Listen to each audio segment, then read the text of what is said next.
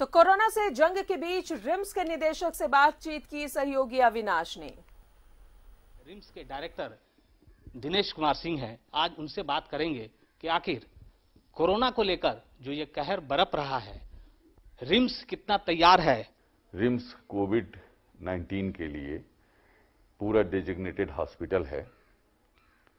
कुछ ऐसी परिस्थितियां झारखंड या रांची की हैं कि यहां और कोई बड़ा सरकारी अस्पताल नहीं है, जिसके कारण से हम सिर्फ कोविड का ही मरीज नहीं, बाकी मेडिकल इमरजेंसी चल रही है, हमारी सर्जिकल इमरजेंसी चल रही है, गायनिकोलॉजिकल इमरजेंसी जो डिलीवरी वगैरह के केस होते हैं, और कार्डियक इमरजेंसी चल रही है। पूरा ट्रॉमा सेंटर को कोविड-19 का अस्पताल बनाना पड़ा, जिसमें भी 3 लेयर है, और साथ ही साथ एक 50 कमरे का आइसोलेशन वार्ड भी है।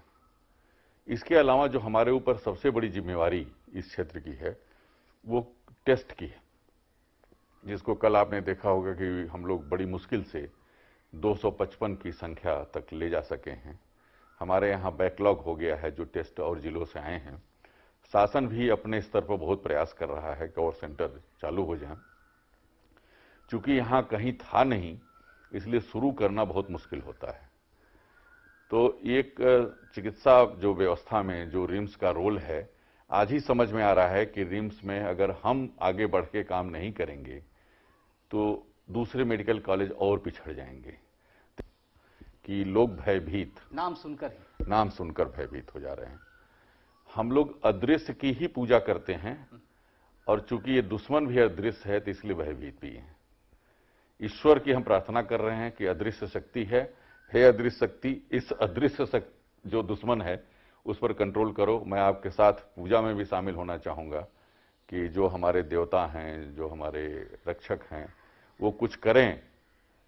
साइंटिफिक बातों के साथ साथ इन लोगों पर भी होता है कि मनोबल बढ़ता है। जितने भी डॉक्टर हैं, अगर हम देखें, सब लोग कह रहे हैं कि इम्यूनिटी पावर जिसके अंदर ज्यादा है, वो उसके अंदर बहुत बार ऐसा देखा जा रहा है कि उसके लक्षण देखने को नहीं मिलते हैं, या हम ये कहें कि उनके ऊपर वो लक्षण बहुत बाद में सामने आते हैं। तो हम ये कह सकते हैं, चूंकि हमारे यहाँ झारखंड में टेस्ट बहुत दिन बाद शुरू हुआ, या टेस्ट जैसा कि आपने भी कहा कि बैकलॉग चल रहा है, तो अभी और बहुत कुछ करने की जरूरत है। देखिए, ऐसा है कि आप जैसे देखे होंगे कि इस बीमारी के साथ ट्रेवल की हिस्ट्री जुड़ी हुई है।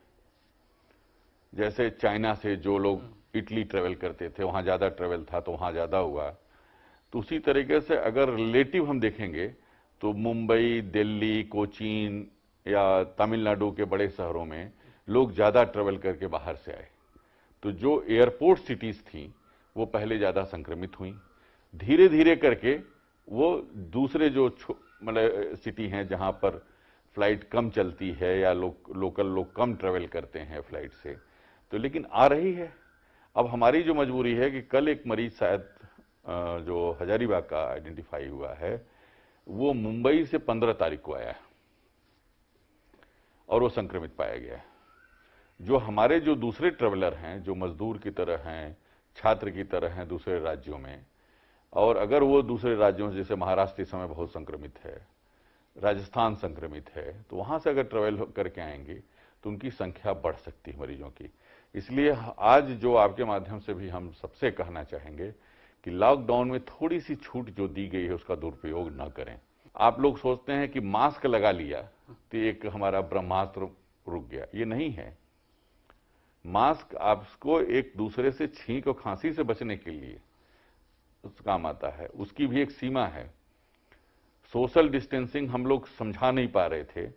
कल से एक किसी और ने कहा था कि इसको हम लोग फिजिकल डिस्टेंसिंग कहें, तो शायद लोग समझें कि हम आपस में 9 फीट से दूरी पर किसी से बात करेंगे। 9 फीट की दूरी, 9 फीट की दूरी, 2 मीटर, 3 मीटर, मिनिमम 2 मीटर की बात की जा रही है कि घर में भी रहें तो हम दूरी बना के रखें, कोई काम करें तो दूरी बना के रखें। तो इसलिए फिजिकल डिस्टेंसिंग बहुत जरूरी है।